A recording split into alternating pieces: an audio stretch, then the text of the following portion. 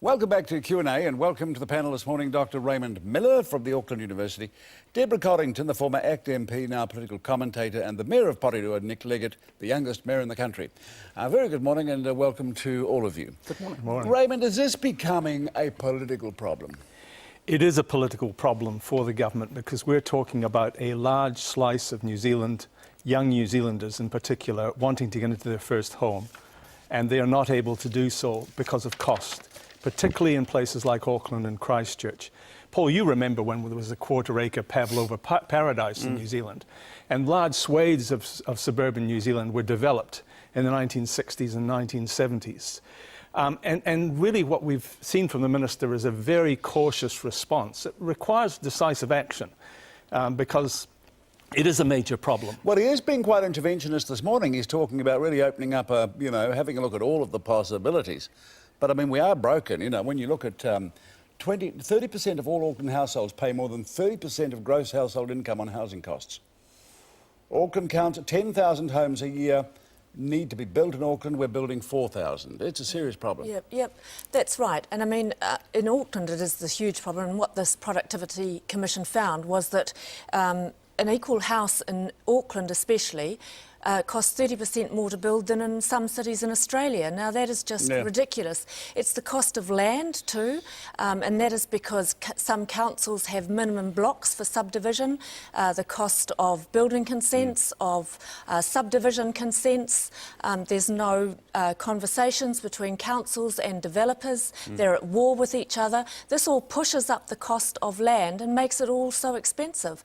And the time, the delays, so people go and borrow from their bank and they're paying interest on that loan while they're just waiting for their house to even start to be built. Yes, that is right. Auckland Council says it's got 18,000 sites available.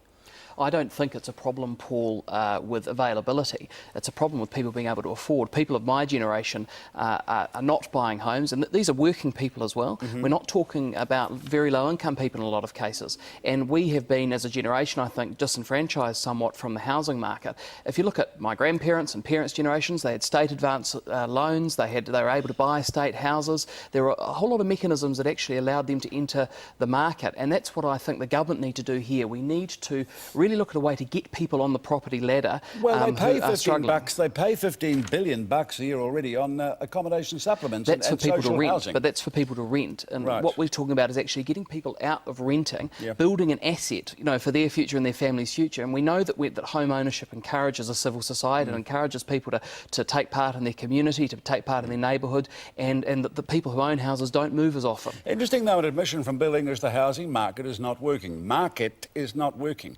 That's a big thing from a national minister, I guess. It certainly is, but he's got to do more than just tinker. Righto.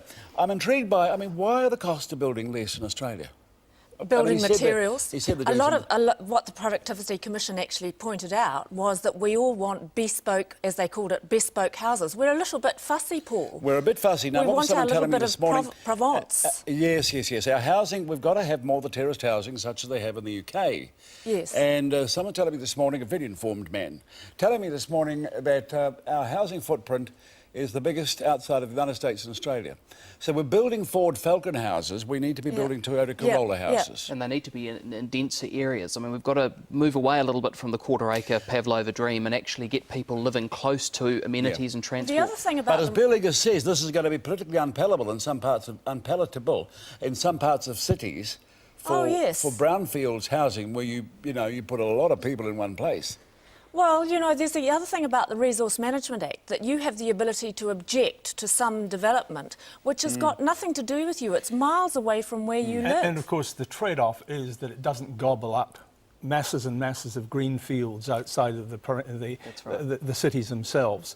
I mean, we just have to look at the whole notion of denser accommodation, and it does mean that a lot of people want to live in the city. They don't want to travel 35 k's every day to work. What does it matter if it gobbles up green fields? If people want to live in green fields, why shouldn't they live Well, it out denies there? everyone else the green fields. Because it This is builds up the point. cost, it puts But up the... people want to have a house. I mean, this I- is... Well, they'll I still agree have with that you, choice, but yes. actually to get them into the housing market, they've often have to pick something cheaper and smaller, and that's what Which we're saying. might You be need to in the open green those fields. opportunities And the up. problem you've got green there fields, is if why you build... shouldn't they be there? And the problem you've got there is, Billings pointed out, if you get, you know, there is an absence of good quality, lower priced housing being built. And you expect if it's lower priced, it's going to be leaking in about 18 months. Well, that's the don't you? problem with this efficiency drive that he's talking about, and councils taking too long to process consents. Now, I'm not an apologist for local government in the sense that we can always do things better. But last time we dropped standards in terms of materials, we had a whole lot of leaky homes. Well, that's right. And we actually can't afford to compromise a lot of these Well, that building wasn't consent just for the processes. dropping But that was standards. part of it. That was part of But it. I mean, it's a Well, hell of a just- problem. I mean, here is the basic fundamental problem, is that people can't afford to get into a home. If in Auckland, I'm sorry to bring up Auckland all the time, but this is the stat I have. If you've got an income of less than $50,000 a year, half of people who go into housing on that kind of salary will be paying more than 30% of gross incomes on housing. Yeah. Yes.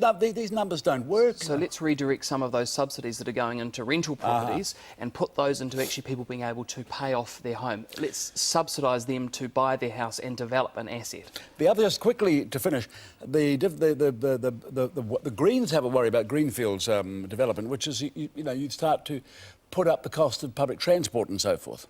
Well, the